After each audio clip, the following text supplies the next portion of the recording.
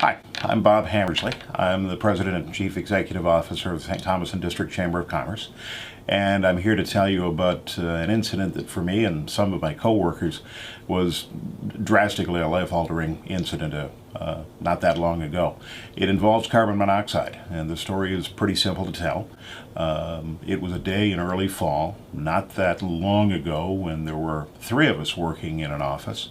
We're downtown. We're in a building that was built in the 1880s, so you can appreciate that it's an old structure and it's got some old fixtures and old heating equipment in it. 5 o'clock happens, packed it in for the day, went home, and no sooner had I got there than the phone rang, and it was the owner of the building telling me that there was some kind of an alarm going off in one of the apartments above our office, and wondering if I could return to the office building and let the firefighters in. There were going to be some people coming in with probes and instruments to check what was going on.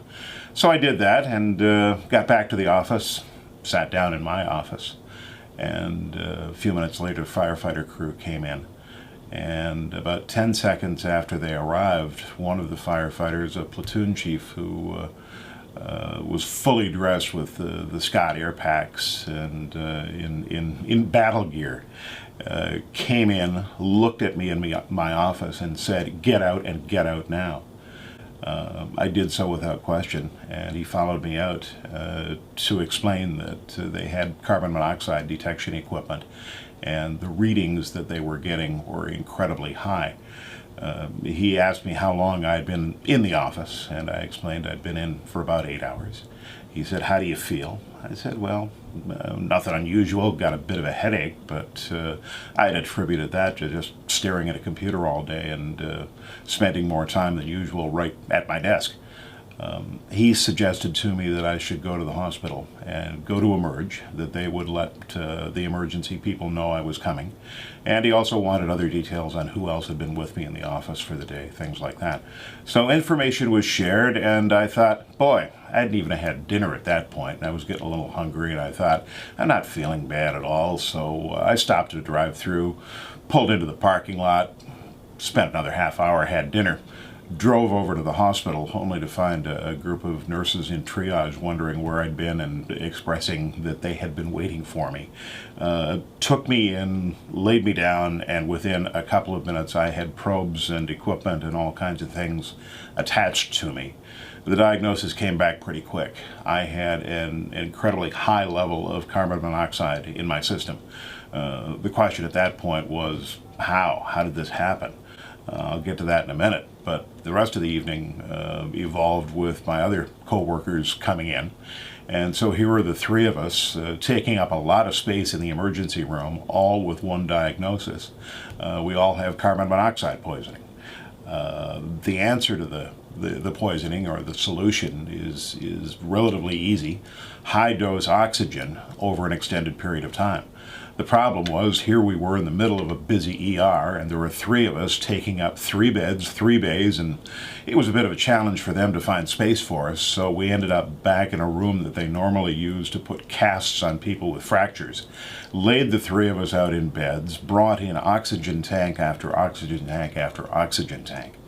We were on the high-dose oxygen for about 6 hours.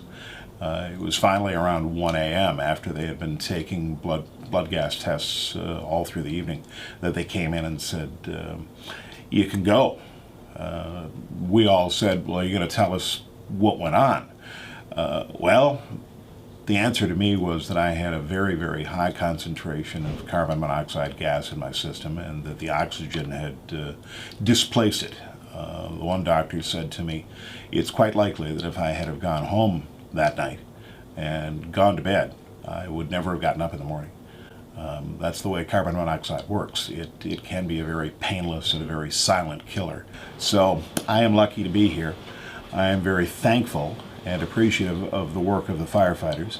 It was a life-changing and a life-altering incident for me, and it's something that I'll never forget.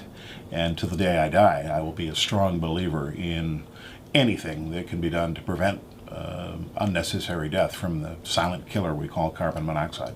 Hi, my name's Mike Vecchio. I worked here what used to be the Chamber of Commerce office here in St. Thomas quite a few years ago. I'm here to tell you a little bit about an incident that we had with carbon monoxide and how dangerous it actually can be. I worked my 8-hour shift and went home. I had a little bit of a hunger on, so I made myself a sandwich, grabbed a drink, and sat down on the couch. About 5 minutes later, my phone rang. It was my boss, Bob Hammersley, and he was already at the hospital, and he suggested that I make my way there immediately. As soon as I got to the hospital, I walked into the triage, and then when I told them that I had worked for the Chamber of Commerce, the nurses immediately brought me in, where I met up with my boss, Bob, and my other coworker, Al, who were already connected to the oxygen. We sat on oxygen for about, I'm going to say 6 to 7 hours of pure oxygen running through us to break the bond of the carbon monoxide in our blood. What I didn't understand was how dangerous our situation was. Had I not gone to the hospital to be taken care of and just gone to bed that night, it's very likely that I wouldn't have woken up the next morning. What I didn't understand is that carbon monoxide stays in your system and increases if it's not flushed out, and the only way to flush that out is with the pure oxygen. It was a very dangerous situation. What I take from it is that anywhere you are at any time, the silent killer, you don't smell it, you don't taste it, you have no idea, you think you maybe have a little bit of a headache and it's no big deal. It's a big deal. So you want to make sure that you do have carbon monoxide detectors. Thank goodness we had them here for us to be able to know that there was an issue. Otherwise, I would have gone to bed and had no clue, and I may not have woken up in the morning.